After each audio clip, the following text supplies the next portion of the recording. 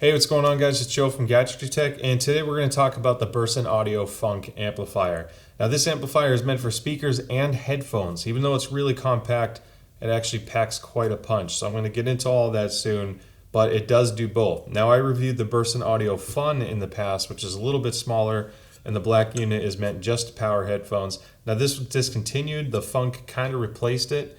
They made a few improvements, both in the build quality, the design, and also some features, because this again only powers headphones. This can do the headphones plus your external speakers. Now, as far as specs go, I guess we should start with price. So this is $544 USD as of the time of this review. Now that can change, but that's currently what the retail price is. That is in its stock simplest configuration.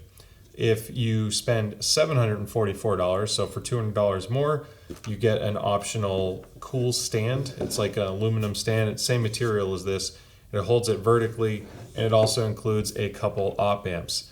Now, I'm going to get into op amps soon and how that impacts your sound quality, and I think that's what makes this special, in my opinion. But there's a lot of good things to discuss. So I have the Fun here, I guess, just for a showpiece. I guess while it's here, I'll do a quick top-down view so you can see how the Fun stacks up as far as dimensions go. It's almost the same size unit. The Funk is just a little bit longer, especially because, I mean, the chassis is barely longer, but when you get into total dimensions with the speaker posts, you're at about 9.5 inches of depth, and it's still under 6 inches wide. Yeah, 5.75, just over 5.75. And then go into this one, same thing. So it's almost the same dimensions, but considering that this is packing a speaker amplifier, it's pretty impressive. Now, part of how they were able to get this so compact is the power supply design. And this max current power supply, or MCPS, is their most innovative portion of the design process. Because if you're into high-end audio, you understand that power delivery is critical for an amp to function to its potential. You have a crappy power supply, it's not going to work as well. You lose some dynamics, you're not going to have the same headroom, etc. So Burson Audio doesn't have a typical big old transformer power supply. You don't see that giant coil inside. The reason why they do that is because the traditional power supplies, they have more resistance or impedance, and therefore they tend to starve the audio side, the amplification side, of a little bit of juice because of that impedance, and it hurts the dynamics of the sound. This is Burson Audio's philosophy on why they went with this. I'm not saying that one is better than the other, but this is how they're using this technology to justify or cause for improvement the sound that you get from the Funk. So you have a transistor-based power supply. This is a switching power supply, 30 to 40,000 times a second using transistors. So that's what's stepping down the voltage. Now this can get a little bit noisy, so that's where the interior design comes in for power filtration. Now the MCPS operates at a much higher operating frequency. A transformer is typically 50 to 60 hertz, depending on where you are in the world, and because of that, that can generate noise. So that's why you see capacitors inside. They typically help get rid of all that, and that's what gives you a clean output. So the MCPS has multiple little power, I don't want to say power supplies, but there's more parallel paths for power, which makes the power very fast to respond. It's also operating over 100,000 hertz as far as where it's doing the the power processing, if you will. So all of that translates into very fast power, quick to react, good with transients, that type of thing. Low heat, very compact size because you don't have a giant transformer and capacitors to worry about anymore. And overall, they think that will improve the sound quality. So this little thing can support 8 ohm speakers. It'll drive them at 35 watts a channel, and then if you step down to 4 ohm, it'll go all the way up to 45 watts times 2, and this is Class AB amplifier technology. It does get a little bit toasty, so the aluminum heatsink is functional in this case. It does get a little warm to the touch, but I think considering the size and the power output, that's totally expected. Now you have your transistors towards the top here. You know what, let's do the top-down view. So the transistors up here are for your speaker output, and then you have your output stage for your headphones. Now, interestingly, the op amps in this, so when I reviewed the Fun, both op amps are obviously for the headphone stage. You have single based op amps that one per channel. These are dual power supply or dual power op amps, which means this op amp here on the back, I don't know how well zoomed in this is, so I'm going to try, I'll zoom in with the editing software later, but basically the back op amp closest to your inputs on the back and your speaker binding post, this is for your speaker output. You can separately tune the output stage for headphones. So the front op amp up here is actually for your headphones. So you can roll one or the other. You can have a V6 Vivid back here, or a V6 Classic, or even the basic op amp that's included, which is what you see here. The Vivids and Classics are much larger. And then you can find stuff online. If you find a Burr Brown op amp you want to try, you can always do that. The op amps do impact the sound quality. Now, as you see, this is the cheapest configuration. This is $544. Admittedly, I was not sent the V6 Vivids, which I hear like totally transforms the unit. Now, normally I would just wait and request the V6 Vivids. This is obviously delayed because of the move, so I really wanted to spend a lot of time with this. Now, I have a lot of headphone amps behind me. I have a lot of DACs. I was testing the daylights out of this, and I can tell you with the V6 Vivids on the Fun, it was a noticeable difference. Going from the built-in stock op amp to the Vivid, it opened up the soundstage. I got really, the detail retrieval improved, but it wasn't like too sharp or fatiguing. It just kind of just extracted a little bit more out of the song you were listening to. You could hear more details in the song, more resolution, I guess, but it wasn't doing it by like a treble boost. It wasn't this really sharp, fatiguing thing. So the op amps can make a big difference, and instead of going down so much on that path of, I guess, using hi-fi lingo and all these fancy buzzwords, I think what's really cool about the funk, I'm going to try to make sure I don't keep mispronouncing that.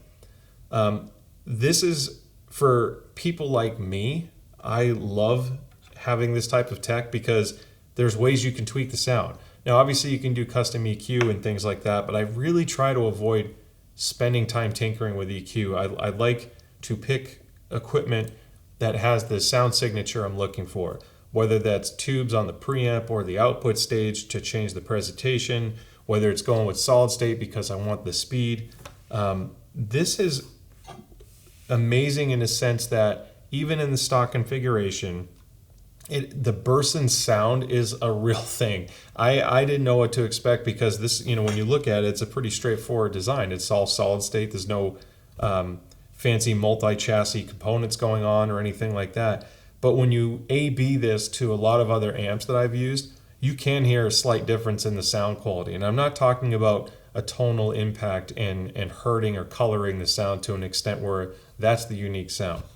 No, it's really comes down to the detail retrieval in the sound stage. And this is on the headphone side. I'll get into the speakers shortly. But on the headphone side, I was using the HiFiMan HE1000 SEs, the Aria Stealth, even this this is what happens when I review late at night. The Sivga Robin SV021.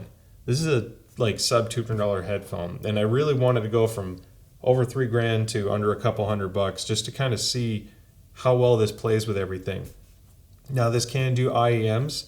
The buttons on the front are actually very, very nice. I like this one a lot over the Fun because it's not as bright. So you have your power button on the right here. Once that's on, you have these little blue LEDs. It's like these pinholes, and it defaults to your headphone output. Tap this middle button again and it'll switch over to your speaker output. And then the left button is your gain. That is a high-low gain setting, and it's only for headphones. So if you're using IEMs, obviously be on the low gain setting.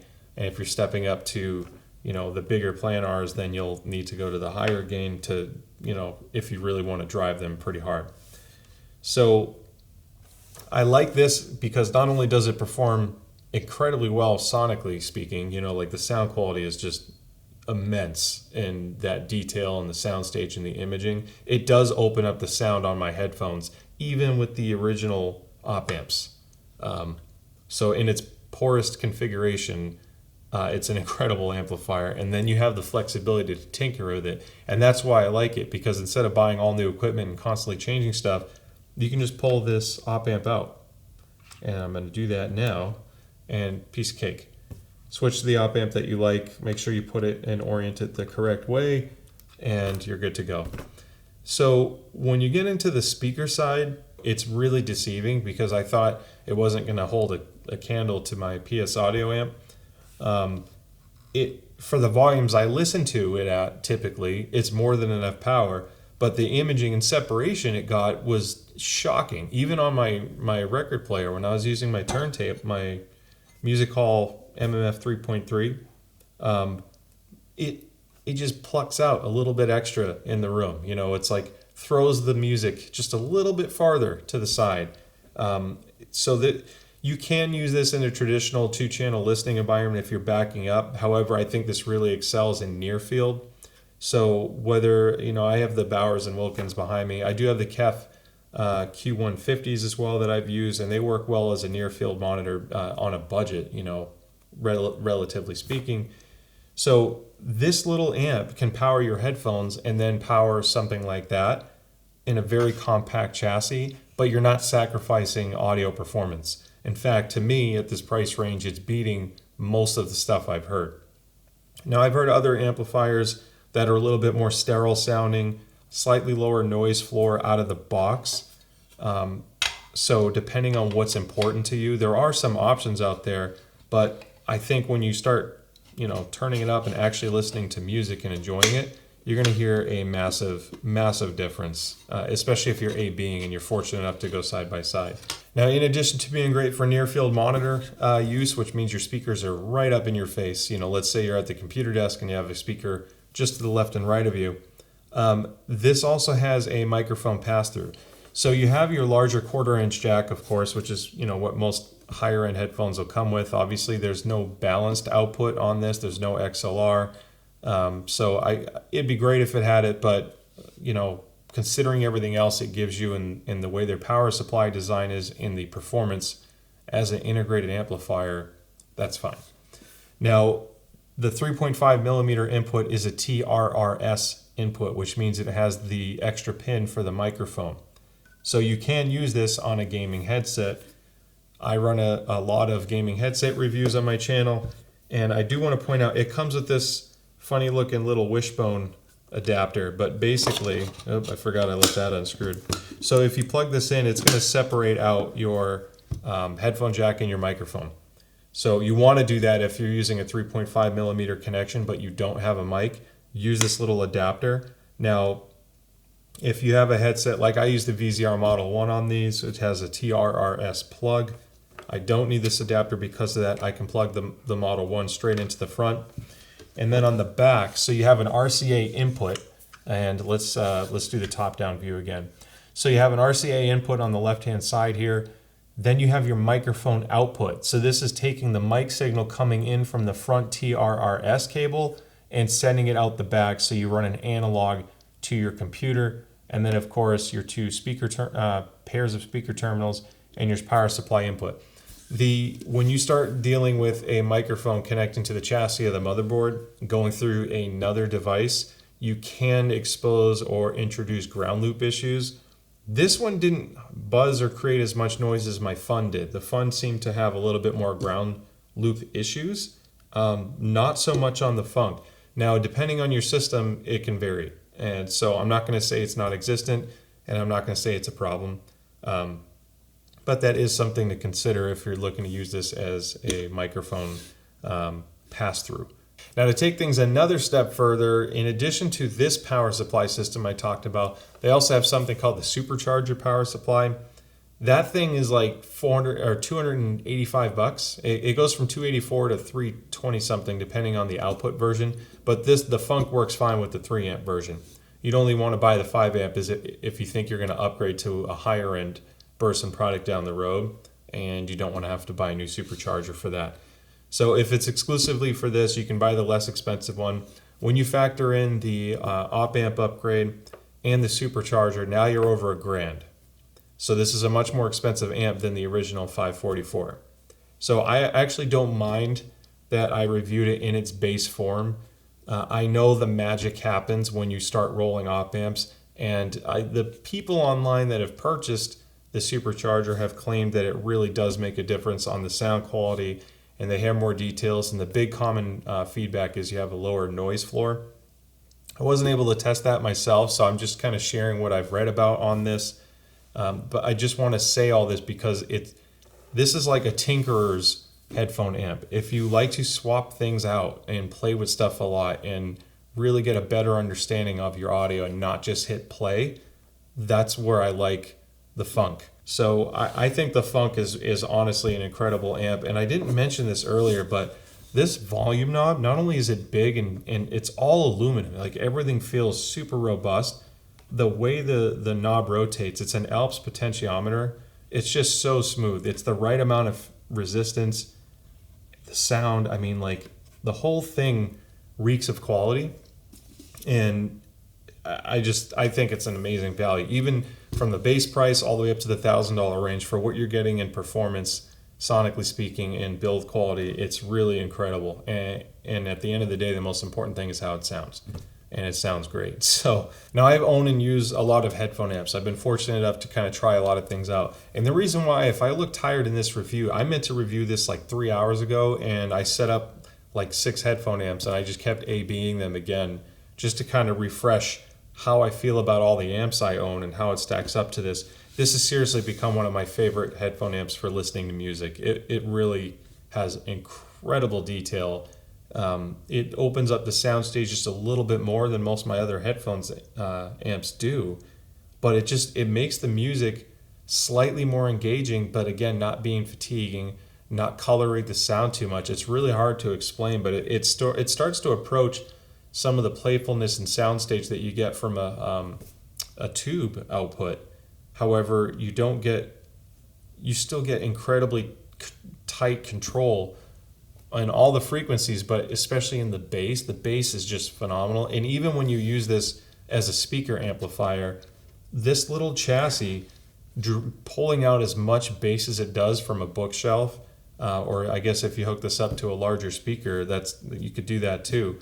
But it delivers really capable sound from low frequencies all the way to high. It's not just a mid-range performer. It digs incredibly deep on the bass side, so you're not lacking power. It's as long as this is operating at a volume level you like, it's going to perform exceptionally well at that volume level. And I don't think you're going to feel like you're missing out at that volume, like, oh man, this is really holding my system back.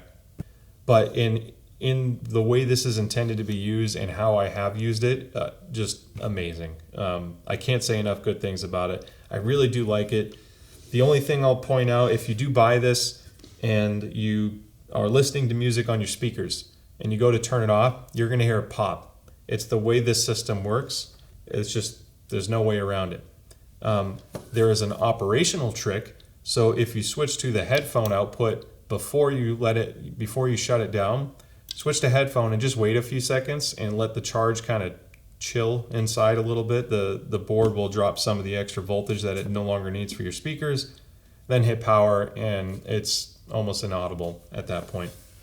So that's just a little trick I learned from using it for a while, because the first time I turned it off, I'm like, dang, that was a loud pop. But anyway, I love this thing. If you have questions, shoot me a comment below. I may try to get my hands on the other op amps or buy some of my own. There's some really nice op amps you can play with out there for a reasonable price, in addition to the V6s that they offer. And then if I get the Supercharger, I'll do a follow-up review and see how that impacts the sound quality as well. But hopefully this helped answer some questions or concerns you may have, or if you haven't heard about Burson Audio before, this is something definitely worth taking a look at. It really is a surprising performer, and I can't imagine too many people owning this and not being happy with it. So anyway, thank you so much for tuning in. Don't forget to like and subscribe. I'll put links in the description below to help you find this online. If you purchase it through the link, if it's an Amazon one, it'll be a generic affiliate link. Help support the channel, but no special kickbacks. Otherwise, buy it how you want. And with that being said, I'll see you next time.